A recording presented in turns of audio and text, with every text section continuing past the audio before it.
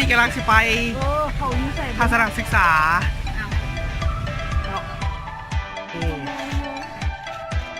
ฮอลแลนด์ฮอลแลนด์มันอยู่ขาขัดนั่งอยู่ เข้ามาเลยน่ากลัวมากตอนนี้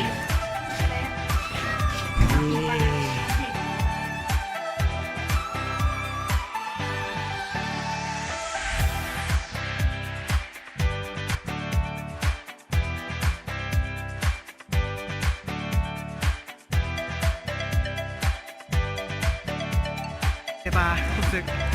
แดดกัน มีน้องคือมาเมื่อนี้กับบริได้ยังเลยเนาะนอกจากมายืนตากแดดและก็ถ่ายรูปมันก็เป็นวันสบายๆ1 วันเนาะที่แบบ ว่าต้องเฮียน ต้องเงียนแต่หลังจากจบไปกันเรียกบ้าน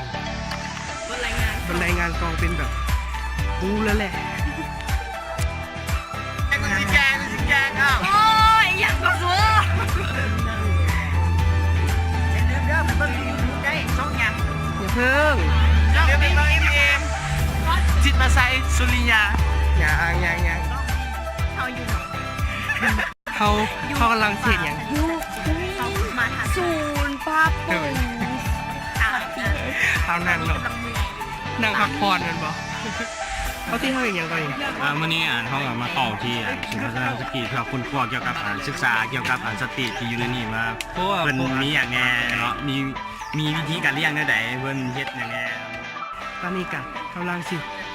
เลาะทัศนะเนาะ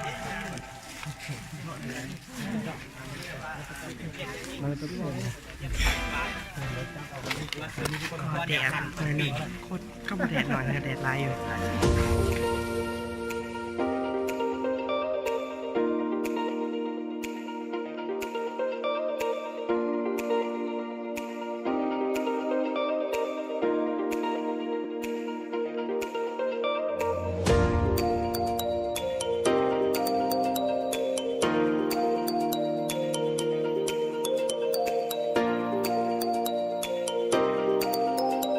ตอนนี้กำลังสิไป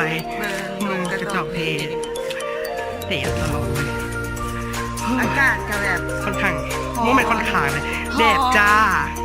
กับโมแปะเพราะว่าช่วงนี้ผม ถวายเลยโอเคเดี๋ยวไปเจอกัน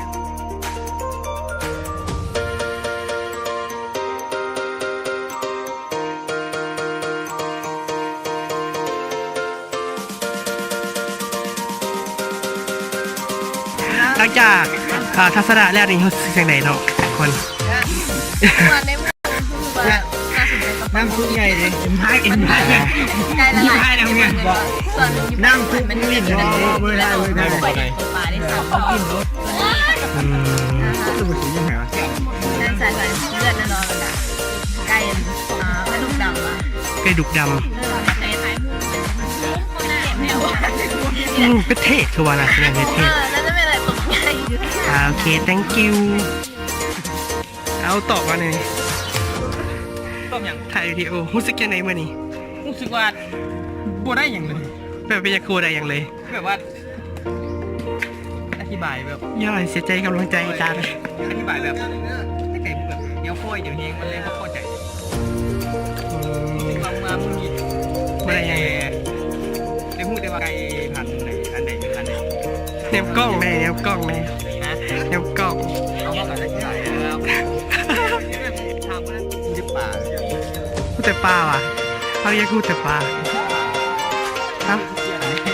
เอ้าพูดยังไงมื่อนี้ ตัวป่าไม่อยู่ศูนย์พัฒนานี่ศูนย์ไก่